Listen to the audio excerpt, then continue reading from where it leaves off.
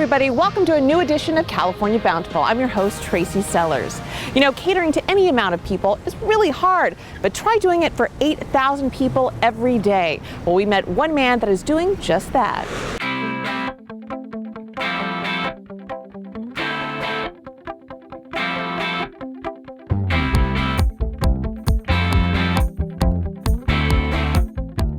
Onions, tomatoes, spinach, broccoli. Despite his enthusiasm about the variety of produce he works with, Michael Schlegel isn't talking about what we can see on the menu at San Diego's hottest new restaurant, but rather what's going to be on the menu come feeding time for a particularly large group of eaters. Hello, I'm Dr. Mike Schlegel. I'm the Director of Nutritional Services here at San Diego Zoo Global, and welcome to the Forage Warehouse. Welcome to the dining quarters for the world-famous San Diego Zoo. The zoo has been entertaining and educating visitors since it was formed back in 1916. And today it's home to one of the largest collection of mammals, birds, and reptiles in all of North America. Around 900 species in all, which total out to about 8,000 animals, which means around 8,000 very hungry mouths to feed every day. To prepare the daily menu means starting bright and early at the Forage Warehouse. This is where hundreds of pounds of food are dished out each and every day. From sunup to sundown, Michael and his team work closely with zookeepers and veterinarians to monitor the animals and ensure they receive the ideal balance of nutrients from their food. Food that in many cases gets its start on farms and ranches right here in California. So we use the same vendor as our restaurants here at the zoo, and so we use human quality produce. We're buying a number of California grown products, from our yams and carrots to many of the greens that you see here are all California grown. We're using over 1,500 cases of romaine a year. We're using over 3,500 bags of carrots a year. Over 145,000 pounds of raw meat every year to feed our carnivores. We use over 800 tons of a custom herbivore products that we have made here in California. Between the zoo and the safari park, we're using over 550 tons of hay every year. And it looks like we're having California grown strawberries in season right now that we'll incorporate into our gorilla diets and other primates. They're very picky and they like quality produce. They're the foodies. They're the foodies, that's for sure.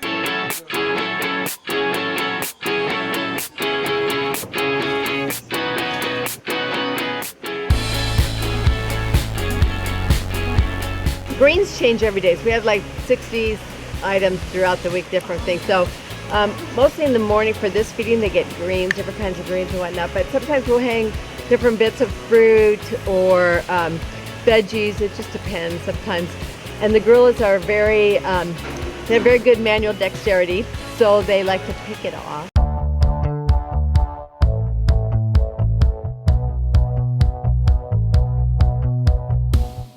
Limiting treats is all in a day's work for a zoo nutritionist. Much like farmers monitoring their animals in their herd, zookeepers are also keeping an eye out for the same potential issues their animals might face, like mineral deficiencies or digestive problems, or just general pickiness of what's on their plate every day. It is new every day, so coming into work you never know what is going to happen. Certainly we have a plan, but it certainly changes depending on what may happen. You may have an animal that is born that's unexpected and you have to come up with a hand rearing formula that's needed, or there may be a medical procedure that needs attention and that you need to drop what you're doing and develop a diet plan for that individual. And everything from bugs to broccoli is dished out here. In fact, because of their proximity to a variety of farms in California, you probably won't find a bigger or better selection anywhere else, which makes life a lot easier for those who work with the animals every day. I was making the diet for one of our porcupines, and this is the diet sheet for our porcupine. We have diet sheets made for each individual animal, not just species in general, but for each individual. So this is Agra. She's an Indian crested porcupine, and what I'm feeding her is corn and sweet potato. Those are two of her favorite items to eat. Koalas generally in captivity are given between 3 and 4 different varieties of eucalyptus. And that is because We kind of rely on them to tell us what they like and don't like. Our browse farm houses about 30 different species that they grow for us, so they'll give us a good selection. He's giving you his best side. I've always said that if I come back in my next life, it will be as a koala, but a koala in captivity. I don't want to have to work for my food.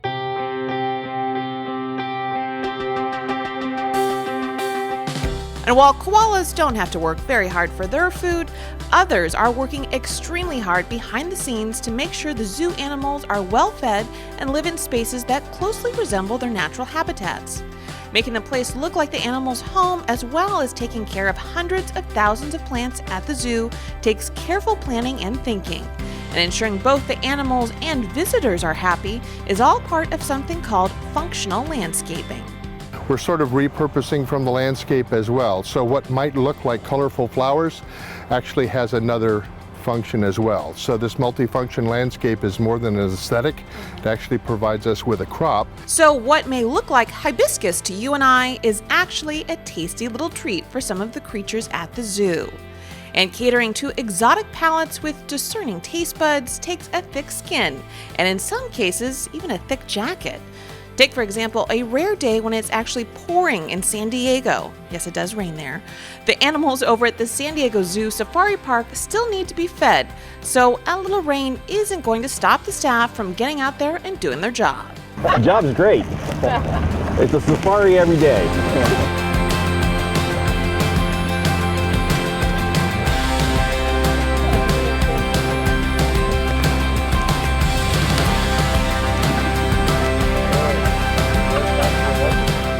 So, rain or shine, you'll find this dedicated group serving up some of the freshest California-grown food you'll find. You see, living in the largest agricultural state in the nation provides the zoo staff with many luxuries it might not have, like an ample amount of fresh meat and produce all year long. Which is important because while nutrition may be a science, feeding zoo animals is an art form. And it's one that the staff at the San Diego Zoo has definitely mastered. So I look at my role as the executive chef. I really don't cook or make the diets, but I kind of help plan the menu, and the other nutritionists help plan the menu. I've been here for 7.5 years, and I can't imagine going anywhere else. It's very fulfilling for me. This is a dream come true. Not many people can say that they've been actually able to do their dream job, but I've been fortunate enough.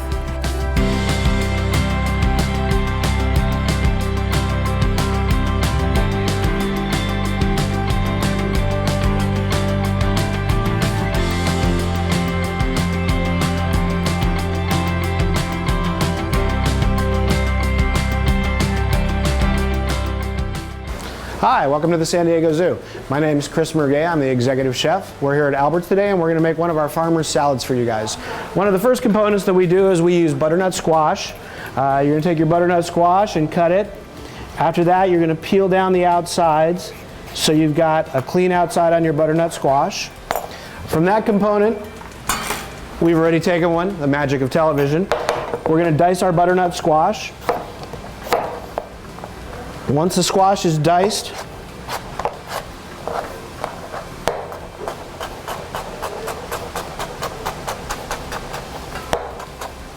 we're going to take that and put that into a pan. A little bit of olive oil, a little bit of salt and pepper. We're going to dice that, or toss that. And then this is going to go onto a roasting pan and go into your oven at 350 degrees for about 15 minutes or until it's fork tender. Okay, now I'm going to teach you how to make the salad. So the first component is spring mix lettuce. You can get this at any local grocery store. We like to use organic whenever possible and locally grown. We're going to add in some matchstick or shredded radish. We have some of our butternut squash that's been diced and roasted. We have some goat cheese crumbles. And we have some grape tomatoes. We have a homemade soy vinaigrette. And give that a couple tosses. And that's going to go down on our plate. with all of the goodies kind of coming out on top for not only presentation but flavor. And then this is for our vegetarian guests as they come to the restaurant. And then if somebody else would like, we can either add grilled salmon, chicken, or shrimp. And there is your salad. And for the details on how to make that recipe, you can check it out at our website, californiabountiful.com. And stay with us because coming up after the break, we're going to a really unique food festival. That's straight ahead. Closed captioning of California Bountiful is provided by Agriculture Liquid Fertilizers. Producing better crops with better fertilizers, it's better for California.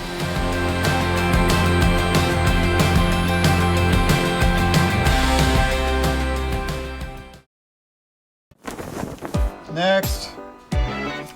In the nation, we know how it feels when you aren't treated like a priority. Expected wait time, 55 minutes. Your call is... Waiter! We do things differently. We put members first. We'll take care of it. Join the nation. Thank you. Nationwide is on your side. To learn more about the nation where Farm Bureau members can protect what's most important, call 877 on your side or visit www.nationwide.com today.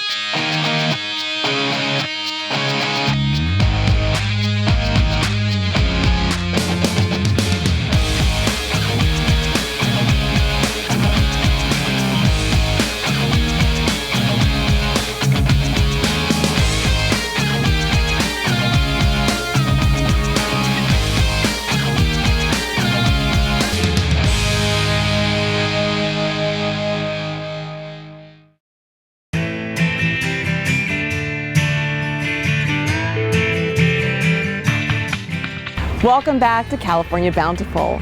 You know, there are always a ton of cool food festivals going on throughout California any time of the year. And when we heard about the Root Festival in San Francisco, we thought, hey, we like roots, we like San Francisco, let's go check it out.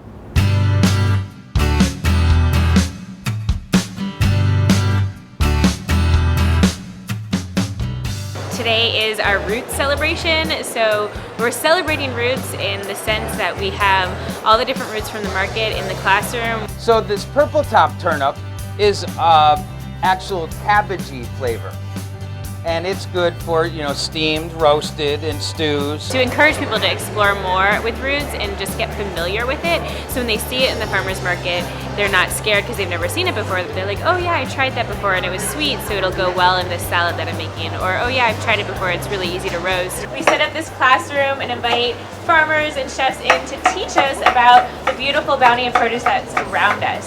All the way from Heirloom Organics in the back of the market. Please give a huge round of applause and welcome David. Hello everyone. What I suggest with my large white beets is that I shave them on a box shredder right over spinach salad raw. It is my hottest recipe out at my stand right now. And people take it home, they take it, they shave it on the box shredder over their salad, and they say they can't believe it. We grow 5 different beets, sugar beets, gold beets, white beets, bull's blood beets. And these are all good raw, they're good steamed, they're good roasted. The tops are double to 3 times more nutritious than the bottoms. We're located in Hollister, California, and we're right in the center of the Central Valley. We're about 30 miles in from the coast. We have 5 different area farms that we grow in our 25-mile area, and it gives us a lot of microclimates and different soil variations so that we can grow a lot of our different roots and greens.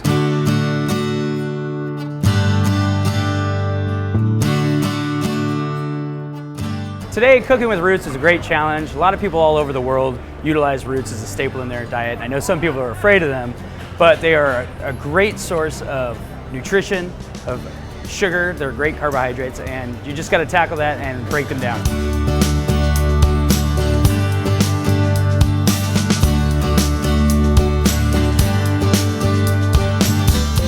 If you're going to try it at home, they can be treated just as potatoes. They could be boiled and then mashed up. You can do mashed root vegetables. You can saute them up like we did today, or you can even roast them whole and scoop out the flesh, and they become super delicious. And so this is, if you can kind of tell, the honey will start to thicken as it cooks, and the ideal point is to put this in your oven, let it cook until the vegetables are soft and the glaze just coats it all together. Really happy to be representing Maven here at Quesa in the Ferry Building, celebrating root vegetables and all the hard work that the farmers do, and the bountiful season that's upon us, and all the sweet vegetables that we get to cook with, and educating people on how to play around with them. Hi, Manfred Rembo here, Executive Chef of Schroeder's Restaurant, Financial District, San Francisco, and we are making a warm grain and carrot salad with fresh ricotta for you today. To get started is we scrub our carrots. These are really pretty carrots, so you do not need to peel them. We just kind of scrub them down. Now, what I like to do is sprinkle them with a little bit of salt and our coriander oil. If you did not make a coriander oil, it's fine. I believe the recipe I gave you guys just calls for toasted and ground coriander. So you guys can go ahead and just sprinkle your coriander in with this. But then you're gonna really want to get it in there. Rub it all around, make sure they're nicely seasoned. Now I do this in a cast iron skillet. If you don't have a cast iron skillet, it's fine. Any kind of heavy bottom saute pan will really work out well. The reason I say heavy bottom is because it really conducts heat a lot better. And I don't really want to go too fast on these. You want to really kind of slow roast these in the pan. Once again, as you can see here, I'm going to spread them out on this sheet tray here. These have just been roasted. These are all the different varieties. You can really smell them. We're going to start with a little bit of butter.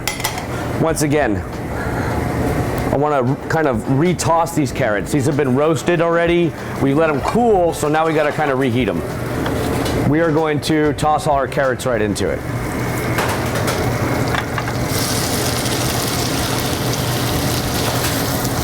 See how I'm not overcrowding the pan? You don't want to steam them. We're just looking to get some char and some color on them again.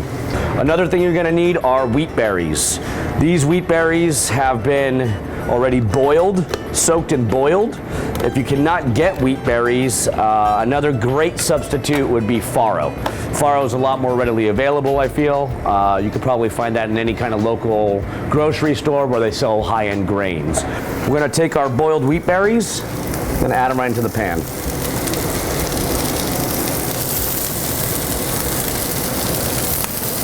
Now, once it starts coming together, we're going to fold in our ricotta. This is really going to tie the room together. Our beautiful, shaved, sweet, raw carrots. These are, once again, the Zuna greens. They're mustardy. They have some pepper notes to them. Really delicious stuff.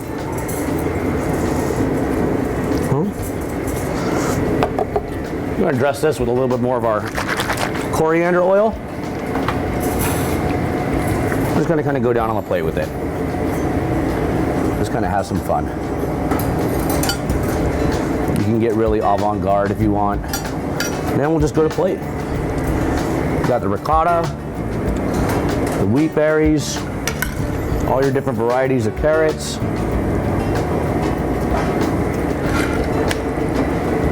Fresh dill.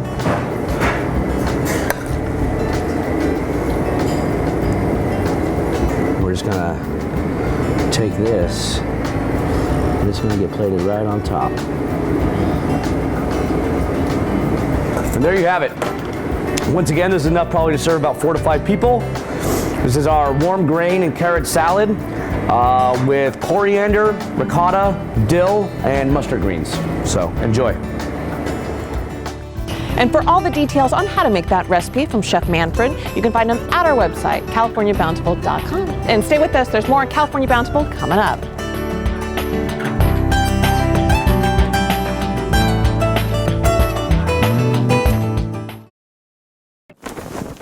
Next. In the nation, we know how it feels when you aren't treated like a priority. Expected wait time, 55 minutes. Your call is... Waiter! We do things differently. We put members first.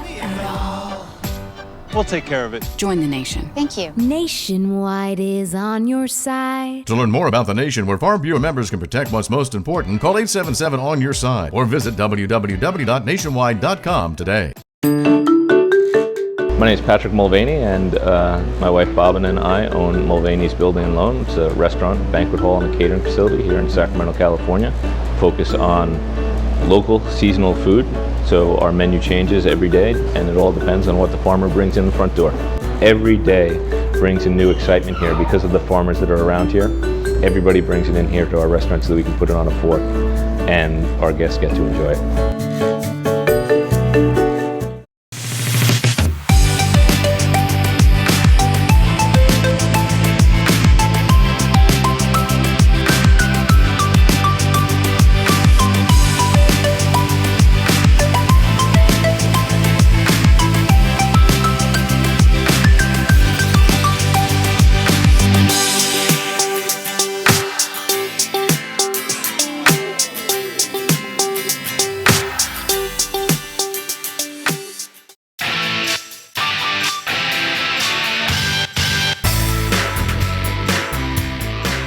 Around noontime in Los Angeles, you're bound to hear that famous phrase, "Let's do lunch," at least once. And at the Mendocino Farms restaurant in West Hollywood, they're doing more than just lunch. They're celebrating the midday meal in a whole new way. Mendocino Farms is your neighborhood sandwich shop. During their busy lunch rush, they are making a sandwich every 30 seconds. And the recipe for success is simple. They pump up traditional sandwiches by adding unique local ingredients. For example, here's their take on grilled cheese. It features chutney, apples and greens on cranberry walnut bread with goat cheese melted in. Yum, right? But wait, goat cheese that's local in Los Angeles? We just had to investigate that. We called him, we're like, hey, can we figure out how to start buying goat cheese from you? And he goes, well, you better buy it now because I might not be in business in 2 months.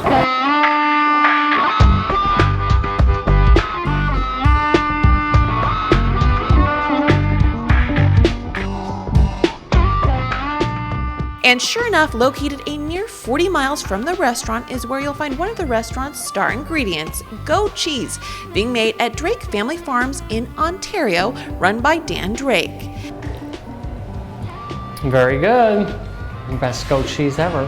I definitely think that one of the big things for us at Mendocino Farms that we pride ourselves on is exposing our guests to the abundance that is so local here. This was the salad that we actually created once Chef Judy and I decided that we wanted to sell a ton of Drake Farms goat cheese.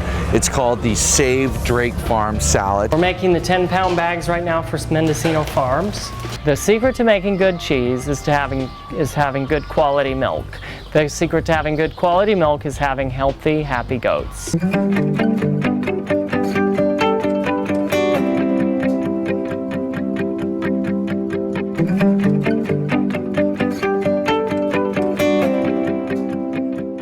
Dan's secret to making the best cheese is to use the highest quality milk, and he's found the best quality milk comes from a healthy group of goats.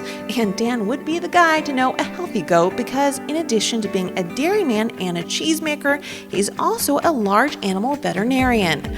So when he's not tending to his own herd, you'll find him tending to the few other herds that still remain in the area. Oh, he does a good job.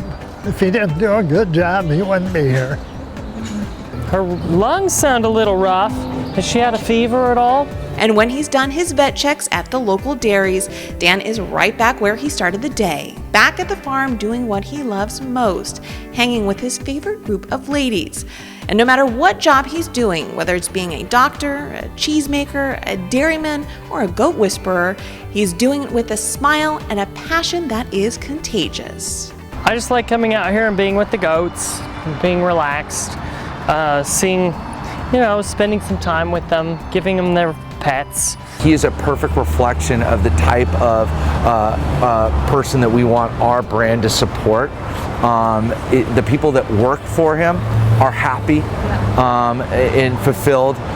His animals are healthy and happy, and that's the kind of guy that we want to invest in. I like the cheese. I love cheese, but it's really about the goats.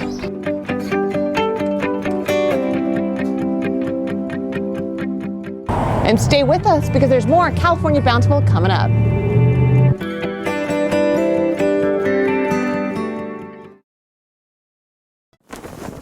Next.